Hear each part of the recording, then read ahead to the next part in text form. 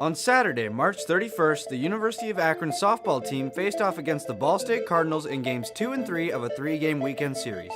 The Zips would be looking to bounce back after a tough 5-2 loss the day before. Starting on the mound for the Zips was senior Cooper Verts. In the first inning, Verts allowed a leadoff double, but quickly bounced back with a flyout to deep center and striking out the next batter on 4 pitches.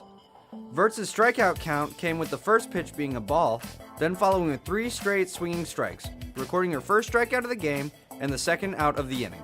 Verts would allow 1 run in the first inning, but got out of the top half with a ground ball to shortstop Sydney Jasko, who was able to throw out the runner at first base. Akron's Sydney Jasko led off the bottom of the first inning with a hard-hit line drive to deep left center, allowing her to reach second standing and putting herself into scoring position early for the Zips. Jasko would then steal third on a mishandled pitch by Ball State catcher Olivia Huffman, leaving Akron's first run only 60 feet away. However, despite Jasko's hit and base running, the Zips would not be able to get her across home plate. Cooper Verts recorded her second strikeout in the top of the second inning. Her pitch count would start off with 1 ball, then following up with 2 strikes. Verts would then throw another ball before striking out the batter looking, starting the inning strong by recording the first out on the leadoff batter.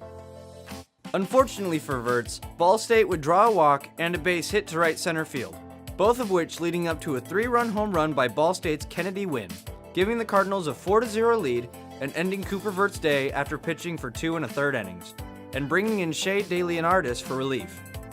Shea DeLeonardis would be able to get the Zips out of the inning by forcing a line drive to Sydney Jasko and a ground ball to Jasko, who makes both plays to get the Zips off the field. Getting back on offense, Akron's Cassie Gillespie draws a leadoff walk, and Laura Lankins is able to advance Gillespie to second with a sacrifice bunt.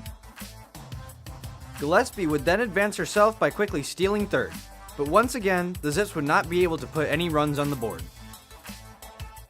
Back on the field, Shea DeLeonardis is able to pitch for her defense, forcing Ball State into a flyout to deep left field, a ground out to the shortstop, and another flyout to deep center field, retiring the sides and getting the Zips back on offense, as well as stopping the Cardinals from scoring for the first time in the game. Akron was unable to score in the third, and the Cardinals were able to add 2 more runs to their lead in the fourth. However, in the bottom of the fourth, Akron gets on the board as Maddie Cloudis crushes a deep shot to left field. This home run sparked a rally with the Zips, who loaded the bases with the next 3 batters. Kimberly Rodriguez would record a base hit single between the shortstop and the third baseman. Then she would steal second to put herself into scoring position, and recording one of the 4 Akron steals in the game.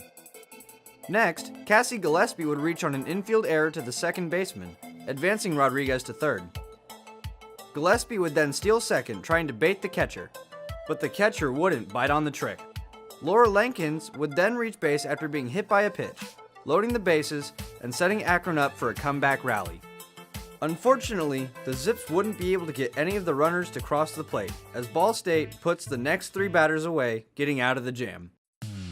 The Zips would go on to lose the first game 9-1 in 5 innings. The second game would start hot for the Zips, taking a 5-1 lead after 2 innings. But the Zips couldn't hold the Cardinals down for long, as they scored 15 unanswered points, going on to win the game 16-5 in 5 innings. Cooper Verts and Kayla Komet were the losing pitchers in the first and second games, and Maddie Cloudis had the only home run of the day for the Zips. Cassie Gillespie went 1 for 2 in the first game and 1 for 2 in the second game, and also recorded 2 steals for the day. After the game, head coach Julie Jones had this to say. I just told the team that there is a very, very, very fine line between winning and losing. I mean, we were in control of that game early, and I really felt like we had an opportunity to win, and then the wheels just fell off the cart. We're at the point now where I think we're so into our downward spiral that one mistake happens and then the wheels fall off, and and that's an attitude thing. We've got to go that extra step. We've got to go that extra, whatever it is, to make a play. We've got to find something, and it's got to come from deep down in. The Zips are back in action Tuesday, April 3rd, as they travel to Buffalo, New York to take on the Buffalo Bulls in a 2-game series.